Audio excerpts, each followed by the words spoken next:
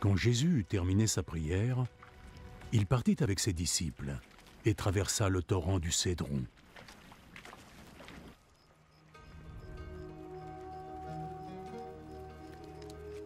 Il y avait là un jardin dans lequel Jésus entra avec ses disciples.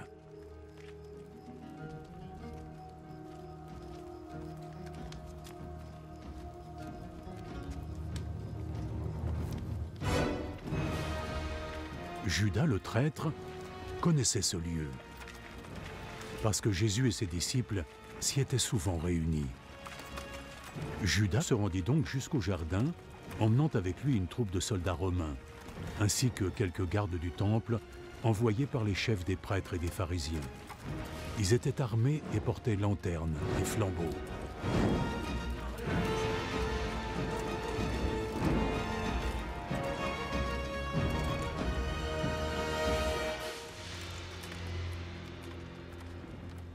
Jésus, qui savait déjà ce qui devait arriver, s'avança vers eux et demanda : « Qui cherchez-vous » ?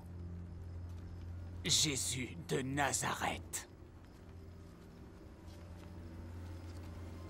Judas le traître qui le livrait se tenait là, avec eux, lorsque Jésus leur dit : « C'est moi. » Ils reculèrent et tombèrent par terre.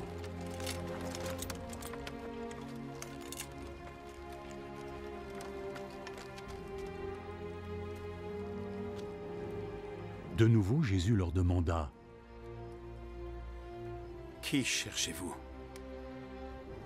Jésus de Nazareth. Je vous ai déjà répondu que c'était moi. Si donc c'est moi que vous cherchez, laissez partir les autres.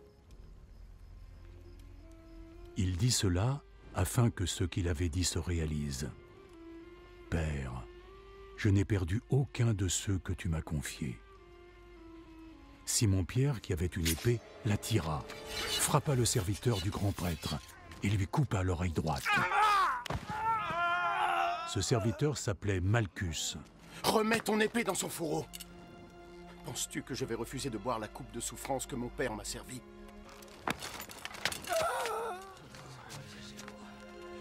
Alors les soldats romains, leurs commandants et les gardes des autorités juives se saisirent de Jésus, le ligotèrent.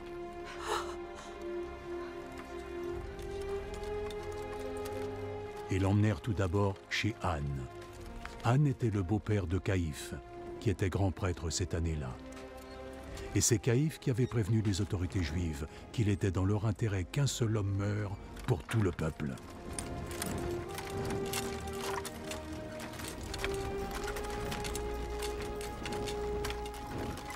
Simon-Pierre et un autre disciple suivaient Jésus.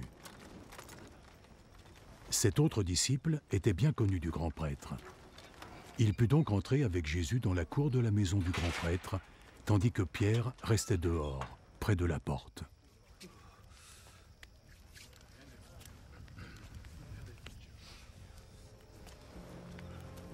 Alors, l'autre disciple ressortit, parla à la femme qui gardait la porte et fit entrer Pierre. N'es-tu pas toi aussi un des disciples de cet homme? Non, je ne le suis pas. Il faisait froid. Donc les serviteurs et les gardes avaient allumé un feu, autour duquel ils se réchauffaient. Pierre s'en était approché et se tenait avec eux. Lui aussi se réchauffait. Le grand prêtre interrogea Jésus sur ses disciples et sur son enseignement. Jésus répondit : « J'ai toujours parlé ouvertement à tout le monde. J'ai toujours enseigné dans les synagogues et dans le temple où tous les gens se rassemblaient. Je n'ai jamais rien dit en secret. Pourquoi alors m'interroges-tu? Interroge ceux qui m'ont entendu et demande-leur ce que je leur ai dit. Ils savent ce que j'ai dit. » Comment oses-tu parler de la sorte au grand prêtre?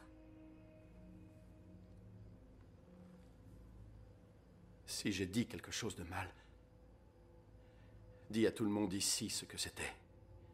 Mais si tout ce que j'ai dit était juste, pourquoi me frappes-tu?